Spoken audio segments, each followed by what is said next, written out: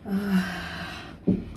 guys, so babasahin ko sa inyo yung mga Chinese soup na basic ingredients lang nila. So dito tayo sa pork soup, lagyan nyo lang ng carrot, red date, dried scallop, and then white yam. Yan. Tapos syempre baboy yan. Meron tayo sa pangalawa, purple yam, cabbage, tomato, onion, and garlic. Pangatlo, green radish, red dates, dried scallop, dried oyster.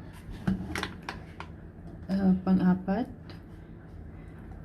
winter melon, dates, congee berry, dried squid. So meron din dito pearl, barley.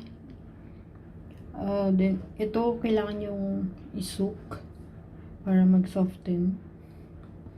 Fox nuts, lotus seed, soy sauce, salt and pepper.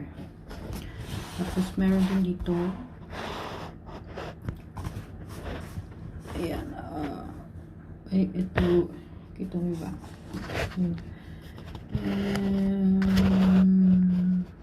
Red dates, peanut, syempre pork bone.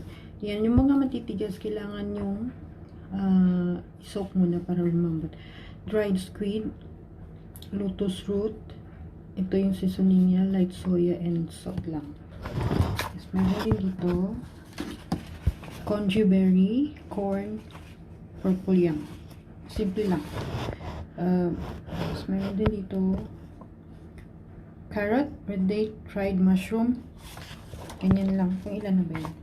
1, 2, 3, 4, 5, 6, 7, 8 soup na tayo.